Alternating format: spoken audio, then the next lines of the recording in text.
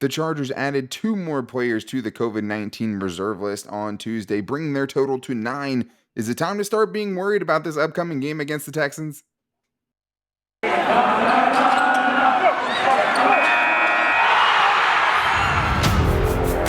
You are Locked On Chargers, your daily podcast on the Los Angeles Chargers, part of the Locked On Podcast Network, your team every day.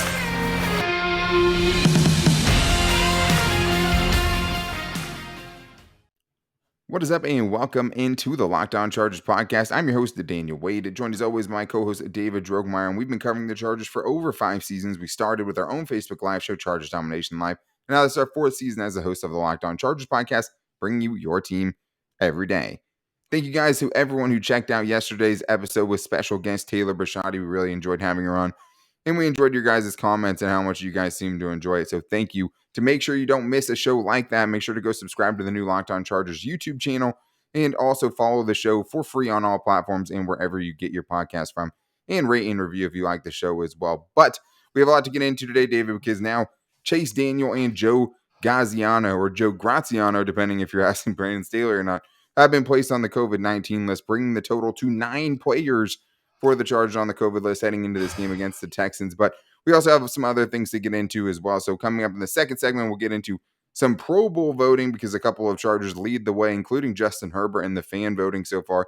And then wrap the show up with a couple of voicemails about the Chargers making the playoffs and some matchups there, as well as what the Chargers should do being more aggressive in some situations for the most aggressive team in football, right? So we'll get into all of that. But today's episode is brought to you by my favorite socks, Stance Socks. This episode is sponsored by Stance Apparel. Stance believes that the perfect fit matters more than fitting in. Enjoy the color and comfort of a life less ordinary with Stance.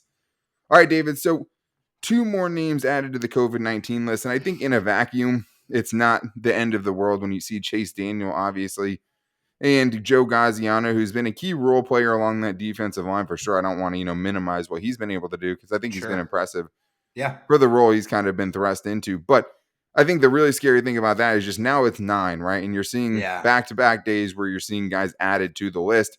And even with the more lenient protocols right now, I mean, we all know that Linval Joseph isn't vaccinated, right? So Joe Gaziano is a guy that's in that room with him, right? In the defensive lineman room. Could he be considered a close contact tomorrow? There's just the, spiraling that can happen when you have one guy test positive. And then, of course, with Chase Daniel, I mean, David, that's getting a little bit too close to Justin Herbert testing positive for my liking for sure. It's way too close. I mean, that's the first thing that comes to mind. No offense to Chase Daniel, but I mean, obviously we know the man around here is Justin Herbert. Like, there's no question about that. So when you have his immediate backup, a guy who is in all of his meetings, is practicing with him in close proximity pretty much every single day, test positive for COVID-19, you can't help but think, oh no, like this guy is right next to my starting quarterback, like my all world young, like top of the line, top of the NFL quarterback, Justin Herbert is around him all the time. It's got to scare the hell out of you. So yeah, that's the first thing that comes to mind, Dan. And I mean, hopefully they keep Justin Herbert away from everyone. Like that's the one guy you can't afford to lose. I mean, just bottom line. I mean, obviously all the other guys on the list, it's concerning, because the depth was already a concern going into this. But man, if you lose Justin Herbert, I mean, everything else goes downhill. Like that just can't happen.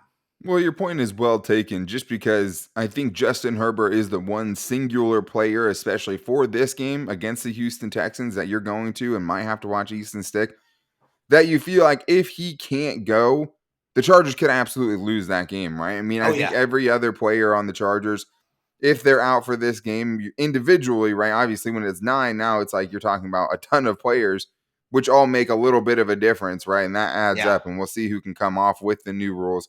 Hopefully, some of these guys can return, unlike every other Chargers player we've seen put on the list due to a positive test in the past. But if you lose Justin Herbert, you're like, okay, well, now there's a real chance the Chargers lose this game, right? Just because anytime your backup quarterbacks, and I mean, the Chargers don't have a defense, especially with the names that are on the COVID list for the Chargers, to, grind out a win. It doesn't seem like too. Yeah, exactly. I mean, they're just missing too many pieces where it's like they can't just rely on their defense. I mean, yes, it's a bad Houston Texans team, but Your defense already is missing Joey Bosa, right? We're not sure about guys like Tavon Campbell, Chris Rumpf. And that's the other thing, too, is like the edge position, David. Like Oh, right now, Kyler Fackrell's on IR. Joey Bosa has been ruled out for this game. Chris Rumpf, who's just been getting some snaps, and starting to kind of move in the right direction as far as development. yeah, it's getting He's better. on the COVID list as well, Yeah. right? And he's, a lot of these guys are key special teamers as well. Tavon Campbell, Yeah. Andre Roberts, Trey Marshall. All of these guys play a role for this team. But in the edge rusher group specifically, David, that's a little sketchy because right now it's Uchenna Nwosu and who, right? I mean, we don't know if Chris Rumpf is coming back. Is it going to be all Kenneth Murray? Because not going to lie, it hasn't been great with him out there, right? You're going to see more Jerry Tillery on the edge. Emeka Egbule, maybe he gets some run, but obviously that's not a group that strikes fear in the heart of a lot of quarterbacks right now. Yeah, I think the only saving grace when you talk about that group is that Uchenna Nwosu is playing some of the best football of his career right now. And I mean, I could say that quite comfortably and confidently because he's getting after the quarterback. He's getting the ball. He's getting the ball back to the offense. Like he's really, really turning it on right now. It seems like things are really clicking. So, I mean, that's really good news. You feel really good about that. Right. But yeah, obviously behind that, you don't have a whole lot. They've experimented with Kenneth Murray out there. He's only gotten, 10 snaps a game at that position. So very small sample size. Yeah, for sure. It's not a lot to go off of there. But what we have seen, it's been a little uninspiring, I would say, to put it mildly.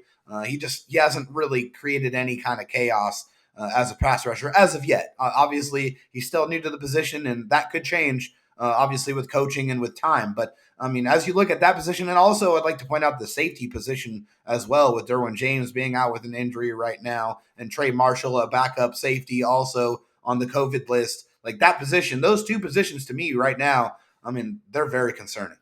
Yeah, and just to be clear, Derwin James isn't out for the game. No, yeah, as just of yet. out right now, just out of practice with the hamstring injury. Exactly. He's hurt, One, it's the same with Alohi Gilman. We haven't seen him back in any kind of meaningful way yet, So, and you still don't know about Asante Samuel Jr. So just that safety, or that secondary as a whole, just a lot of questions and not enough answers. Well, I mean, we saw what it looked like with Trey Marshall out in the field for an extended time, right? Now you have Trey Marshall's backup, a guy who maybe even isn't even on the team right now. It's hard to say. Going in and playing meaningful snaps for you, right? Yeah, Your Ben fourth DeLuca. string. Yeah, exactly. Ben DeLuca.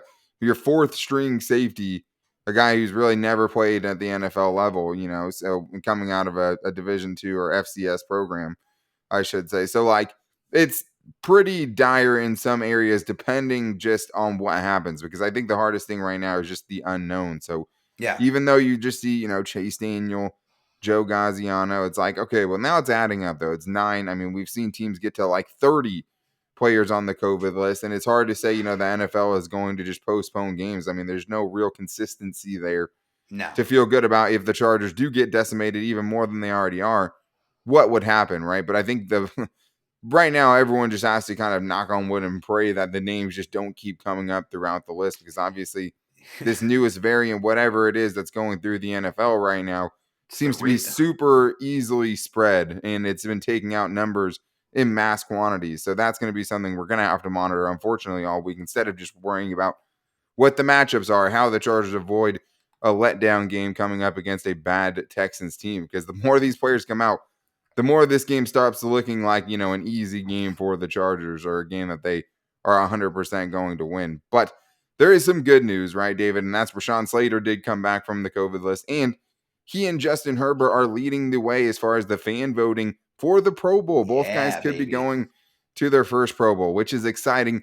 As much as it can be a popularity contest at times, this means something to these players, especially when it's your first one. So we'll talk about those two guys leading the way, and other Chargers who should be getting the nod today when the Pro Bowl rosters coming up right after this. But first, I need to tell you guys that one of my dreams I've always had is going to a Super Bowl, and I'm probably going to do that for the first time this year with the Super Bowl in Los Angeles at SoFi. I mean, it's just an experience that doesn't come around often, that you don't have to make the cross-country trip, and that the Chargers aren't, 4-13 and not even close to being able to sniff the playoffs. So the stars are aligning this year for the Chargers with a hometown Super Bowl to maybe make some magic happen. And if you guys want to plan a Super Bowl experience while it's in town, there's only one place to go, and that is On Location. Super Bowl 56 at SoFi is less than 100 days away, and On Location is the official hospitality partner of the NFL and the only place to score a once-in-a-lifetime Super Bowl ticket and experience package. Select your exact seats and choose from elite experiences, including exclusive pregame celebration with NFL legends, 5-star LA hotels, and food provided by the great Wolfgang Puck. All you guys have to do is visit onlocationexp.com/SP56 for more information, or search a Super Bowl On Location. That's onlocationexp.com/SB56 or search Super Bowl On Location. All right, David. Well, now it's time to talk about something that's a little bit more exciting than the latest COVID names on the list for the Chargers. Anytime we're getting away from that is great. And please, not even COVID can stop Rashawn Slater this year, the Chargers' phenom first-round pick. A couple years in a row where the Chargers have had phenom first-round picks that have come into the league and looked like already they're some of the best at their position. But the early voting for the Pro Bowl has come out, and the fan voting, because it is going to be decided tonight, they're going to announce the Pro Bowl rosters. So we're going to see some Chargers on there, I feel safe saying. And I think we're going to see Justin Herbert and Rashawn Slater because, David, they are the two leaders at their position in the AFC. That means Justin Herbert is over Patrick Mahomes and Josh Allen and Lamar Jackson as far as Pro Bowl voting. And this is just fan voting, right? But so much for the Chargers not having any fans, right? Because they're well represented on this fan voting, with Rashawn Slater also being number one at his position at left tackle. And I mean, we already talked about him playing at an all-pro level. But right now, David, it looks like the stars are aligning for these two to make their first ever Pro Bowl, which would be really cool. Well, would you look at that? There are Chargers fans. Oh, it's kind of funny how any fan voted on event that a Chargers player is in, they win. Why is that? Because of the power of the Chargers fan base. That passion too, David. All the of passion a sudden of them actually exist. But yes, these two guys more than deserving of earning their first Pro Bowl nods. They have been incredible. Justin Herbert, in his second year, after having one of the most historic rookie QB campaigns in the history of the NFL, is having an even more impressive second season. No such thing as a sophomore slump when we're talking about Justin Herbert. He has been one of the best quarterbacks in the NFL this season, bar none. And Rashawn Slater looking like a 10-year vet out there at left tackle, a guy who has been coming in to a position of arguably the biggest need and filling it emphatically. A guy who is a road grader as a run blocker, a guy who is incredibly technical and such a skilled pass protector, a guy you really trust, and a guy who earned your trust really, really early on with his phenomenal play. Those two guys more than deserving of earning their first Pro Bowl nods, and I can't wait to see it. Absolutely. I mean, Rashawn Slater's been a borderline all-pro. I mean, it's harder to say that at quarterback, just because there are a lot of great quarterbacks out there and guys that are much more established. But for Rashawn Slater, he didn't miss a step. And I just think that that's crazy, considering he didn't play his final year in college because he sat it out due to COVID-19. So just come off a year-long break, take the biggest step that you can take in the football world, and start going up against the best pass rushers in the world. I mean, there's just no training that you can ever do to totally prepare yourself. Yeah, exactly. And like, he hasn't just been good. Like, he's been great so far this year. And Justin Herbert, I mean, we talked about it before the show. Like, it's not just being good. And I mean, passing touchdowns, total touchdowns by a quarterback, passing yards, EPA per play. Like, he's up there with the best in all of those categories. Look up the stat, and you're going to see Justin Herbert up near the top. Exactly. I mean, there's certain things, I mean, that he's not, but like, as far as just efficiency and how good of a quarterback he's been, QBR, I mean, he's top 3, I believe, if not top 1 anymore. So like, everywhere you look, you're going to find something that proves that Justin Herbert is one of the best quarterbacks in the NFL already. But to get that first Pro Bowl nod for him will be cool. And he does it in exciting fashion, right? Like, Alex Smith was a good quarterback, coach or quarterback to the Chiefs to like a 14-2 record one of those seasons. Boring. But he was exactly doing it what his brand of football time. was. Yeah, exactly. The dink and dunk passes. When Justin Herbert's out there, Daniel, he's putting on a show. The Chargers are exciting. They are exciting to watch. They're appointment television. Whenever they're on, people watch the Chargers because this team knows how to put up points. They know how to do it in crazy ways. They have a lot of deep touchdowns, and a lot of that has to do with the talent of Justin Herbert.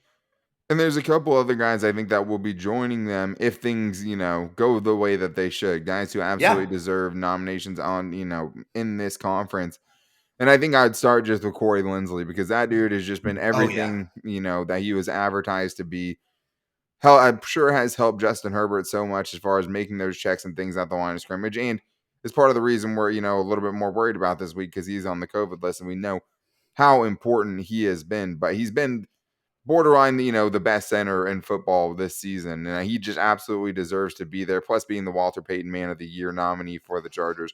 Not a better dude, not a better player at his position right now in the NFL besides Corey Linsley. So I think he will be there with Justin Herbert, snapping to his first-time Pro Bowl quarterback.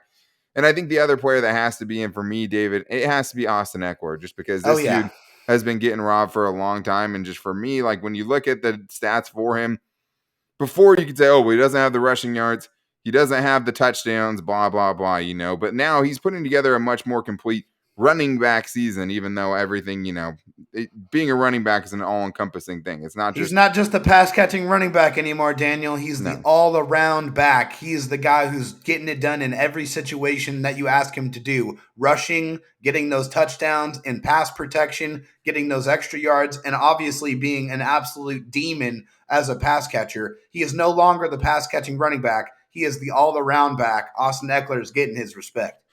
Exactly. And I mean, even when you go to rushing touchdowns, I mean, he's second in the NFL or third in the NFL in rushing touchdowns so far this season in the NFL at running back. So like that's huge for him, right? And you look first in receiving touchdowns. Obviously, he's the best receiving running back in the NFL by a wide margin. Most receiving yards by a running back. Second in yards from scrimmage in the NFL. That's amongst all players. He's only behind Jonathan Taylor as far as running backs go. You can't ask for much more than that, Weapon. right? Yeah, and especially in the conference. I mean, the only thing seventh in rushing yards in the conference, 11th overall as far as running back. So he still has been a good, ball carrier as well in that part of, the running back purist kind of thing. Plus, Derrick Henry's hurt, right? I mean, there's some other things that will play a factor in it as well that will probably help his chances, but he absolutely deserves to be in it.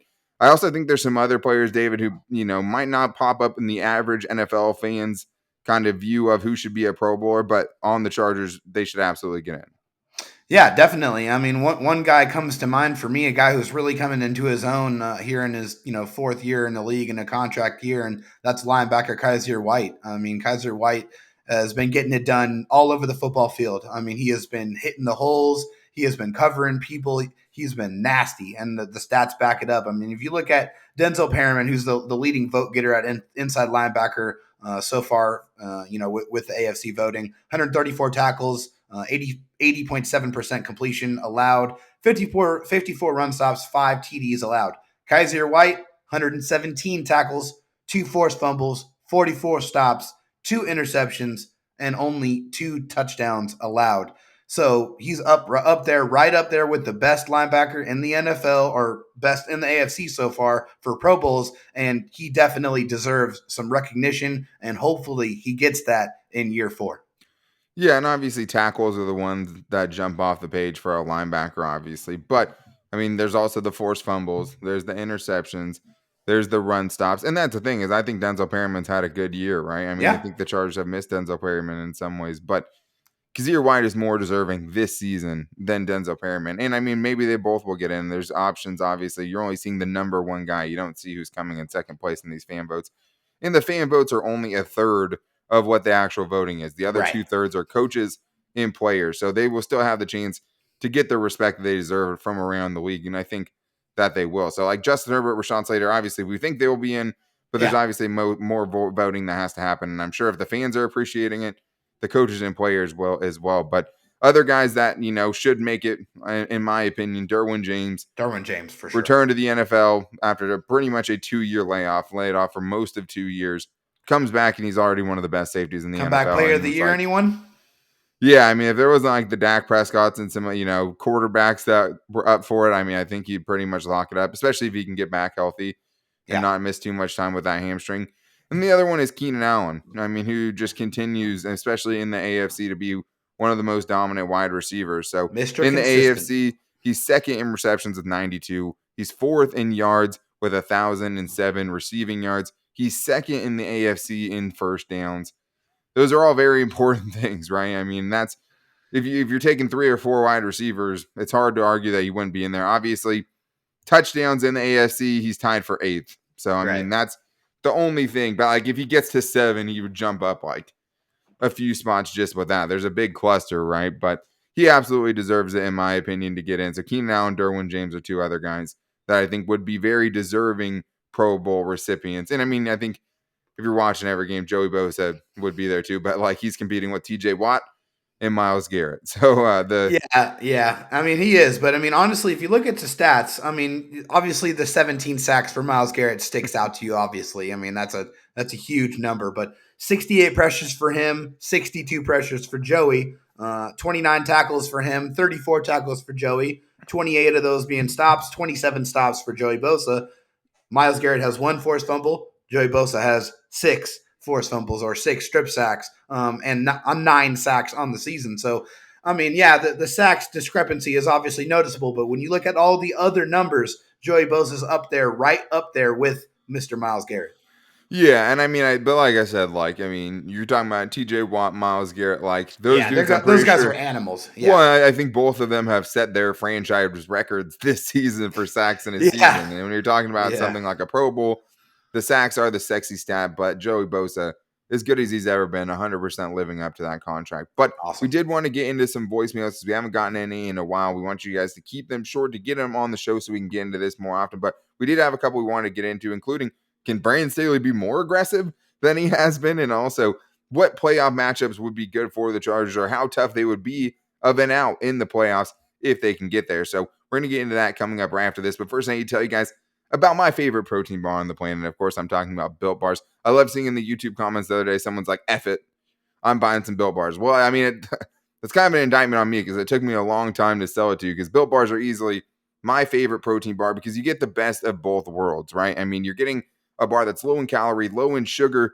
net carbs, and fat, while high in protein. You get the best of both worlds, delicious and healthy. Something that feels like a treat, but also fits on your diet. And I mean, the other great thing about Built Bar for me is there's so many flavors to choose from. I just see so many protein bars where like you can get like honey almond, or something pretty like boring. There's like 3 flavors to choose from. Like with Built Bar, you're going to get like 10 flavors to choose from, plus all the limited time flavors that they have going on at all time. I mean, you can go cherry barcia. You can go with some of my favorites, cookies and cream, peanut butter brownie, and they're all 100% covered in chocolate and soft and easy to chew. The one thing I would say, though, don't bring up your favorite Built Bar at any kind of family function for the holidays, because it can get out of hand. I mean, people are very passionate about their favorite flavor. Me and David have gotten in arguments. The Locked On NFL group chat has gone nuts and almost burnt itself down because people are so passionate about their flavors. And if you guys are trying to, switch it up and have something a little bit different, if you like some marshmallowy things around the holidays, you need to get your hands on the Built Bar Puffs. They're light, fluffy, marshmallowy through and through, different flavors, all covered in chocolate that taste so good, you won't believe that they're filled with protein. But right now, we can even save you guys some money if you're trying to buy some last-minute stocking stuffers. Go to Built.com. You can use the promo code LOCKED15 to get 15% off your order. That's promo code LOCKED15 for 15% off at Built.com. All right, David, well, it's time to get into some voicemails, something we haven't done in a while. And first, let me just thank you guys for making us your first listen, as always. And if you guys need another sports show, I'm sure you have another favorite sports team, you can find that show on the Locked On Podcast Network as well. But we appreciate you guys because there's a lot of good content out there, and you guys choose us to make us your first listen. So thank you for that. If you guys want to get your voices on the show, if you want to be a part of the show, there's one way to do it best, and that is by calling into the Locked On Chargers voicemail line. The number is 323-524-7924. But David, I think one thing that hasn't been talked a lot about was Brandon Staley not being aggressive enough in the last game. With all the talk about the fourth down conversions, we have a caller here that thinks that Brandon Staley actually should have been maybe even a little bit more aggressive in the Thursday night football game against the Chiefs. This is Tyler from Alabama, first-time caller, long-time listener. Just got through listening to the recap. One question I have that I thought you might have addressed is with the first touchdown in the fourth quarter, the Chargers went up 21-13. I thought at that point it was a good opportunity to go for two, to go up by 9 points, 2 scores, where if you don't get the 2-point conversion, it's really just a 7-point game. I doubt the Chiefs would have gone for a 2-point conversion to win the game if they scored again. So I thought that was a good risk-reward opportunity. I'm curious what the analytics might say at that point, but I was surprised with how aggressive Staley was throughout the game that he didn't consider a 2-point conversion there to go up by 9 instead of 8. Love to hear what you guys think about that. So this is funny, David, because obviously Brandon Staley took a lot of heat for being so aggressive and not kicking field goals, which is Sure something I did. didn't think that we would be, talking about with a Chargers coach because of all the missed field goals and field goal attempts and not going for it we had seen in the past. That I lamented so much. But Tyler actually brings up a really good point here. And I was thinking the same thing. There's a couple of factors here. The first thing is there's still quite a bit of time left in the game at that point. 9 minutes and 29 seconds were left when the Chargers scored the touchdown to put them up 20-13 with the decision to make. You can go for one, put yourself up 8, and you make them have to go score a touchdown and the 2-point conversion after that, right? Or you can go for 2. If you get it, now you're up by 9. Now it's a 2-possession game. You're making them chase scores and possessions. More things for them to think about, obviously. If you don't get it, then you're up by 7 still. You have a full touchdown lead. If you don't get it, now they would have to go for 2 or try something crazy to try to beat you in dramatic fashion like you did to them in 2018, right? But this is the thing. So for me, I think it's a great call. And I thought about it as well in the Cincinnati Bengals game, because in the Cincinnati Bengals game, the Chargers went up 38-22. That ended up being, they didn't end up needing it after that because the Bengals never got more than 22 points in that one. But at that point, though, the Chargers had a chance to potentially go up by 17 late in the game, which is something I'm a big fan of, because at that point, put yourself up 3 scores. In this case, put yourself up 2 scores. So it would have put the Chiefs in a really tough position, David, because if the Chargers go up by 9 there, if they go up 22-13, the Chiefs ended up going down and getting the 2-point conversion anyway. So being up by that 8 points didn't really mean much in the long haul. If they go down there and do it, maybe they go for 1. Now you're up by 2, and you end up scoring another touchdown to put yourself up by 9 again with 2 minutes and 16 seconds left when the Chiefs originally got the ball back. So I think this is actually a great call by Tyler. Yeah, it's definitely something that you don't think about right away, but then, when it's explained to you, you're like, that makes a lot of sense. Why not do that? Because you don't have much that you're risking, and you have potentially a lot that you're gaining out of it. You could really essentially put the game away if you are able to do that. And you really force the Chiefs to really have to stress a lot more because, as you said, a lot more to think about, but also a lot more to have to execute. I mean, because, you're chasing those points and possessions, but you have to go out there and go get them. I mean, it's not a given. So, I mean, yeah, I think it was something that, if you're in that situation in the future, you have to really consider. But also, I think, Brandon Staley did say, hey, yeah, I'm going to use the analytics to help me make decisions, but I'm also going to see, just how things feel in the game. And I'm not going to let that abandon how I make decisions. So I think that also kind of goes with it. You make decisions based on the information and based off of how you feel at that given point in time. And I definitely get that, but I think that there's nothing more frustrating than someone who's being inconsistent about it, right? It's like, okay, You're going for 4th one. I understand game flow and all that stuff, but if you're going based on the game flow you've already had during the game, it's go up by as much as possible. That's why you're not trading field goals for touchdowns. You're trying to put up as many points as possible to get ready for the run that you know is coming. You know what I mean? So I just think that I don't understand why they're not more adamant about trying to make it a 2-score game or a 3-score game. And NFL teams are all over the place do that. It's a frustration I've had with many teams. It's like, hey, go up by 9. It's the 4th quarter. If you're up by 7, who cares? If you're up by 7, I mean, the 2-point conversion is not that hard. What's a lot harder, getting a touchdown, having to get the ball back, and then going to have to kick a field goal takes a lot more time. So force that stress. Exactly. And I mean, just make them chase some points late in the game. And if you don't get it, you're up a touchdown, and they ended up tying it on the next drive anyways, and they probably tie it regardless of you not getting it if you don't get it there. But we also have super fan Zach from Florida calling in, so let's see what Zach has for us this week. This is Zach from Florida. So this is more of a comment than a question, but my feeling is that there is a positive coming out of this loss. Now, coming off this loss, when we get to the playoffs, and I believe we will, nobody is going to want to play us. Whoever we get in this first round game is going to get beat by us. Just wanted to throw it out there that, nobody is going to want to play us moving forward. Have a good day and go Bolts. Zach, thank you for the call. And I mean, you heard Taylor Bisciotti backed your point up yesterday and said that nobody wants to see the Chargers if they get to the playoffs. But the funny thing is, David, is it's kind of, very matchup dependent for me on how I'm going to feel on that game because the AFC is in such a cluster right now. The matchups can change. If it ended right now, the Chargers would get the Titans, which, as of now, feels like a great matchup for them. Yeah, because they don't have Derrick Henry. Exactly. If Derrick Henry returns to the lineup, right before the postseason, it looks like one of the worst matchups you could have out there. And the other thing is they're only one game ahead of the Colts in the AFC South. And that's another team for the exact same reason that you really do not want to see. Exactly. But that's the thing also, David. It's like, well, should we be reconsidering that? Because as of late, the Chargers' run defense has actually been the strength of their team. Looking much better, yeah. And Patrick Mahomes threw for 410 yards in the last game. And, Travis Kelce and Tyreek Hill combined for 339 of those receiving yards. So I think it is matchup based. I mean, I think there's definitely some teams you don't want to see, but I think offensively, the Chargers can match up with anyone, right? So I think you're looking for the worst defense that you could find in the playoffs, first of all. I mean, that's why it's like, give me the Chiefs again. I'll take that, round 3 for sure. They definitely don't want to see the Chargers again. I mean, period. Because they know after these 2 games that the Chargers beat them the first time, and they really just beat themselves out of a second win where they very well could have and should have swept you. So they know the Chargers can compete with them on both sides of the ball. And if they are at full strength, they can definitely beat the Chiefs again. Yeah, and I mean, I think you don't want to see the Patriots just because of what Justin Herbert has, as much as you want to take them out. I do definitely want to take them out. That's a tough matchup. You don't want to see the Ravens. That's just not a check you want to write. No, I mean, you don't want to see the Ravens. You don't want to see the Patriots. You don't want to see the Colts. I think that's probably the 3 that I don't want to see right now. Yeah. I mean, and things can change between now and the end of the season. I mean, I would favor the Chargers right now against the Titans.